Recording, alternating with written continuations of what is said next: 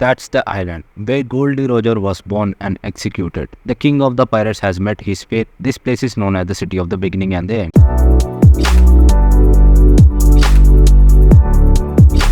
पिछले वीडियो में हमने ऑरलोंग पार्क के बारे में कवर किया था एंड ऑरलोंग के ऊपर 20 मिलियन बेरीज का बाउंटी था एंड लूफी ऑरलोंग को हराने के बाद लूफी का पहला बाउंटी निकल के सामने आता है 30 मिलियन बेरीज। लूफी और उनकी पूरी क्रू पहुंच जाते हैं लॉकडाउन में। लूफी की क्रू आपस में बढ़ जाते हैं कुछ जरूरी सामान लेने में। नामी शॉपिंग करती है, उसॉप स्लिंग शॉट्स के लिए वेपन्स खरीदता है, सांजी फूड और इंग्रेडिएंट्स कलेक्ट करता है, जोरो स्वॉर्ड्स खरीदने जाता है और लूफी गोल्डी रॉजर का एग्जीक्यूशन प्लेटफॉर्म देखने जाता है। बगी और अल्विडा भी दोनों लॉकडाउन पहुंच जाते हैं। वही बगी और अल्विडा जो कि अपने को स्टार्टिंग के 8 एपिसोड्स में देखने को मिले थे। उनका एक मरीन इंचार्ज होता है जिसका नाम स्मोकर है। स्मोकर एक डेविल फ्रूट यूजर है मोको मोको नोमी का, जो कि स्मोक में बदल जाता है and always you know devil fruit users can not swim. Hello, how are you? I am under the water.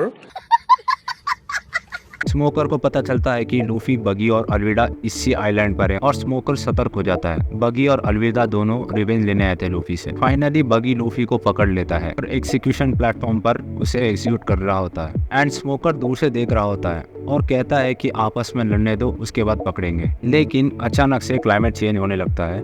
Exactly जब बगी लूफी को एग्जीक्यूट कर रहा होता है एकदम से बिजली कड़कती है और एग्जीक्यूशन प्लेटफॉर्म डिस्ट्रॉय हो जाता है। And again rubber is the bad conductor of electricity और लूफी रबर का बना हुआ रहता है तो उस पर बिजली का कोई असर नहीं होता है एंड बगी का हाल बहुत खराब हो जाता है। लूफी और उनकी क्रू को पता चलता है कि मरीन्स हमारे पीछे पड़े हुए हैं तो वो लोग भाग निकलते हैं। लूफी स्मोकर को रोकता है बट स्मोकर को रोक नहीं पाता है क्योंकि वो एक डेविल फ्रूट यूजर है, वो भी लोगिया टाइप का। उल्टा लूफी पर भारी पड़ता है स्मोकर एंड अपने वेपन से लूफी को मार रहा ही होता है कि वहाँ पर ड्रैगन नाम का एक कोई अजनबी आता है और उसके वेपन को पकड़ लेता है। स्मोकर भी उसको देखकर बहुत हैरान हो जाता है एंड कहता है कि the government wants your head and एकदम से बहुत तेजी से तूफान आ जाता है और सब अपने अपने जगह फिट हो जाते हैं।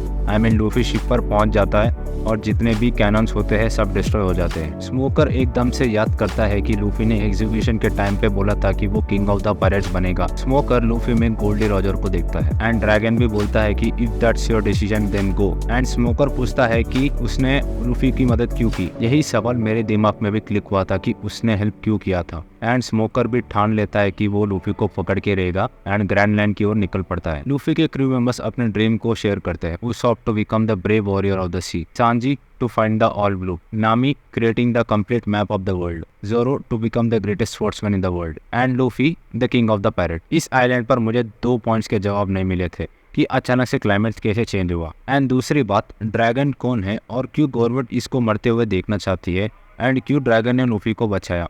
जवाब तो आगे ही पता चलेगा और आपको अगर रिव्यू पसंद आया तो एक लाइक ज़रूर दे देना एंड चैनल को भी सब्सक्राइब कर देना प्लीज़ एंड कमेंट्स में भी अपने ओपिनियन ज़रूर देना कि कैसा लगा आपको लॉन्ग टर्न। मैं मिलता हूँ आपसे जल्द एक और नए वीडियो के साथ, तब तक के लिए सबको बाय।